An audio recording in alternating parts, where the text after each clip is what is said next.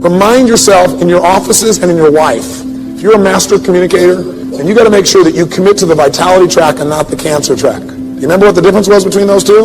I'll give you a little reminder here. The cancer track is what most people do who destroy their relationships, their businesses, and their personal life. And what it is, when we have an expectation and it doesn't get met, what kind of state do we usually go into? Depressed, what else? Frustrated, angry, disappointed, disillusioned, what else? Hurt.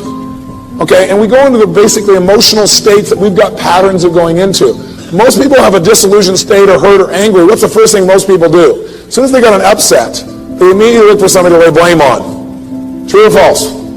True. And does that usually make it better, yes or no? Does that build a better team? Does that create a quality environment with quality communication and quality results, yes or no?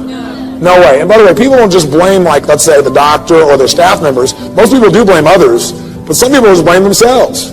Does blaming yourself motivate you to really become better? Rarely. And some people don't blame themselves, they blame circumstances.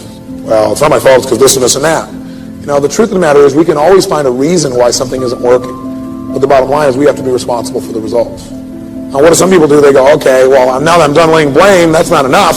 I'm angry, and I need to make sure I feel justified. So they go to step 2. They justify and complain to other people. Go out there and subgroup. We talked about this before. Now, how many have seen this happen in your office amongst anybody in the last 60 days? Let's see some honest hands. How does it feel, again, when somebody, let's say, talks behind your back? When somebody subgroups, and 2 people get together and say, oh, so-and-so's there. How does that feel to you? Yeah. If you keep doing that, what's going to be the ultimate impact on your relationships? It's going to destroy them. It's going to screw them up royally. You've got to stay out of that place and promise yourself and commit not to subgroup. But if you've got an upset, who should you handle that upset with? That person directly. Third thing people do is after they get enough people, and they all say, yeah, I'm upset too. By the way, what are your chances of finding somebody else who's upset? Somebody else whose expectations have not been met. What's the chances of finding somebody like that? Not 100%, right? It's called life. Then what happens? You get these people together and you sit down and resent and brew, right? And get worse and worse and more angry. And so finally what somebody does is usually confront somebody. And they say, look, I was honest, and they didn't respond. Confronting is not the style we want to use. And lastly, what most people do is after they confront is they give up and seek revenge. We don't want to do that.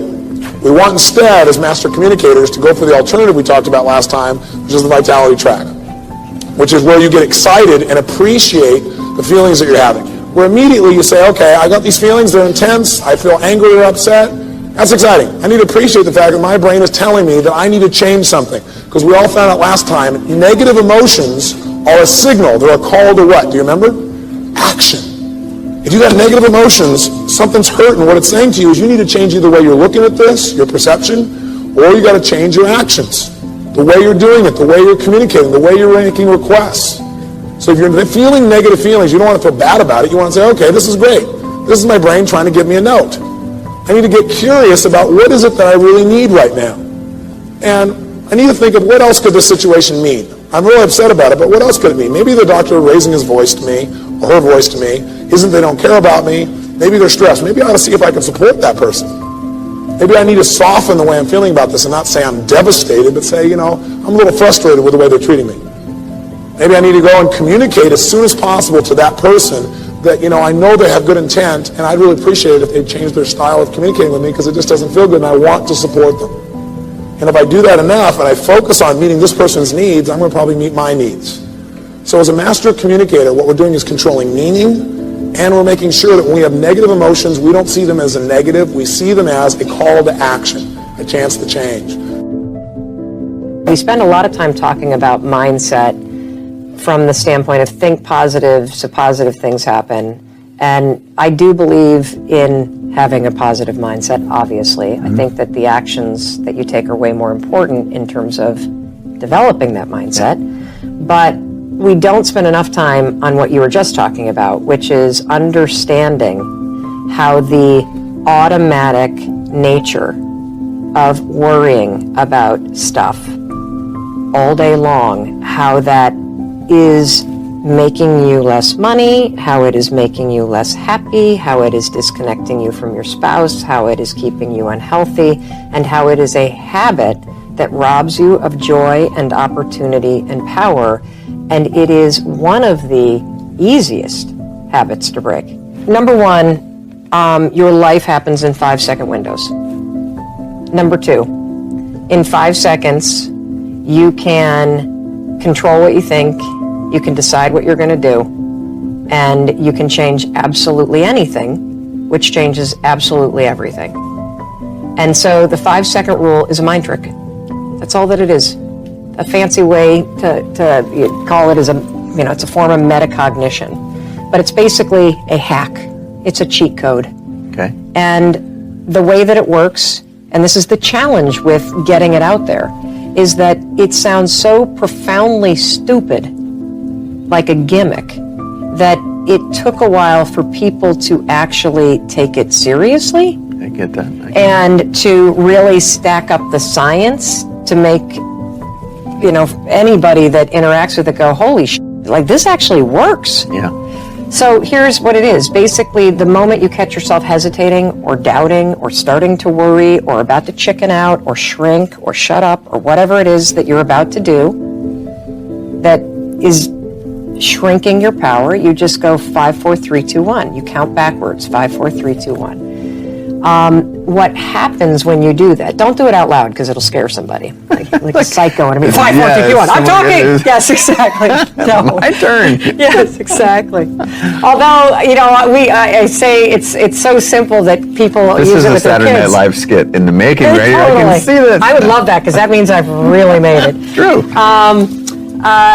Your kids will use it on you. So my kids will use it on me. So if I have a certain tone that comes out, I'll hear my 12-year-old go 5, 4, 3. Watch that tone, Mom. Just or Mom 5, 4, 3, 2, 1. I thought you were going to go to the gym. Yes. So by counting backwards, the kind of cheat code that you're doing in your mind is you are interrupting what are called habit loops that get encoded in the central part of your brain. And you are starting up the prefrontal cortex. It's a little trick that causes focus, and it's a lot like having a mantra because you're shifting gears. But the thing about having a mantra is, and I suppose that as you count backwards more and more and more, you become used to it, but it becomes a habit that triggers action. So what you do is go 5, 4, 3, 2, 1, cut off this part of the brain, awaken this part of the brain, and then move. And what happens with the counting backwards is there's nowhere to go after 1. And your mind is socialized in a countdown situation to go. Yep. And so counting up won't work because you can keep go going. forever. And you do it in many aspects of your life, so it's actually not something that requires any focus. The game of business is an infinite game, right? It obeys all the rules. There are known and unknown players. You don't know all the competitors necessarily in one industry to another. The rules are changeable. We haven't all agreed what the rules are. And there is no winning the game of business, right? The game just perpetuates. In fact, the game of business has existed longer than every single company on the planet today, and it will outlast every single company on the planet today. If you look at the Dow Index of 30-something odd companies that make up the Dow Index, something like 70 or 80% of those companies are 35 years or younger, right? So it gets me thinking, if you listen to the language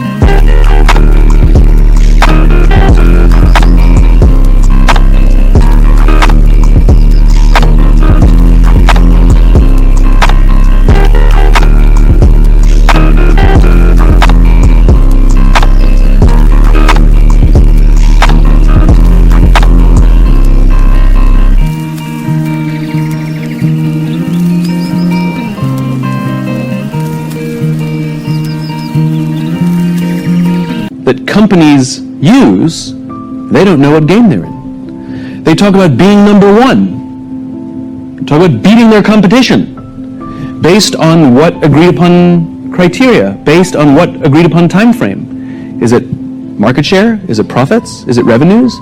Square footage, number of employees?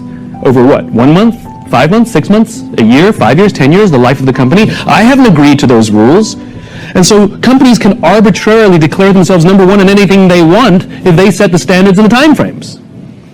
And the only reason we do these things on an annualized basis, is we tend to compare ourselves to other organizations annually, is only because we pay taxes annually. If we pay taxes every 18 months, that would be sort of the standard. But again, we still haven't agreed what the metrics are to be number one.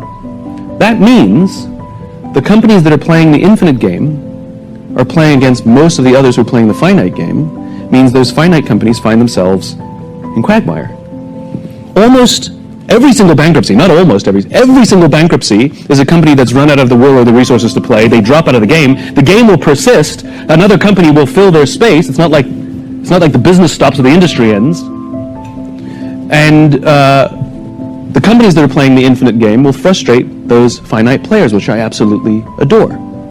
So I spoke at an education summit for Microsoft. I also spoke at an education summit for Apple. Now, I would say about 70 to 80% of the executives at Microsoft spent about 70 to 80% of their PowerPoints talking about how to beat Apple. At the Apple Summit, 100% of the executives spent 100% of their presentations talking about how to help teachers teach and how to help students learn. One was obsessed with their journey, with their vision, with their cause. The other one was obsessed with their competition. Guess who's stuck in quagmire? Guess who's frustrated by their competition? Let me tell you, in order to have something different, you are going to have to do something different. In order to have something more, you have to do something you haven't done yet. I had to say the things I didn't want to say, do the things I didn't feel like doing to have the life I know I wanted. Period. Period. And all I did was give instructions for, here, do this bite-size, do this bite-size, do this bite-size. Bite-sized, digestible, palatable pieces of what you can do.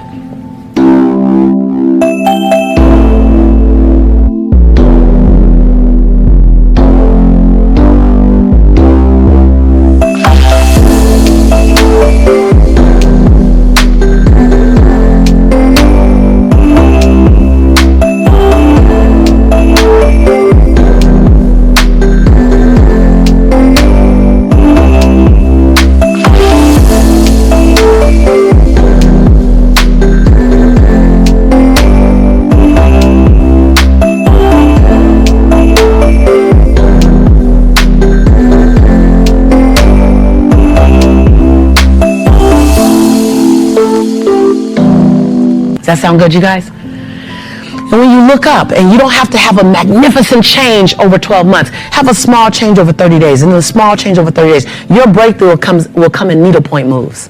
And you'll look up in 5 years and not recognize your life. Follow your passion first. First. When I retired from the game, I sat there asking kind of all the wrong questions. What's the biggest industry I can get into? And it's all the wrong stuff. And you got to sit there and ask yourself, okay, what am I truly passionate about? What do I enjoy doing? And when you feel that way, honestly, you feel like you've never worked a day in your life. It's the most fun thing in the world. You get up in the morning excited about what you're doing. And you got to be really honest with yourself about it. If you wake up in the morning and you're dreading going to work, do something else. Right. Do something else. And those are hard decisions to make, but when you make those decisions, it's a very liberating experience, and you find out that the rewards will come.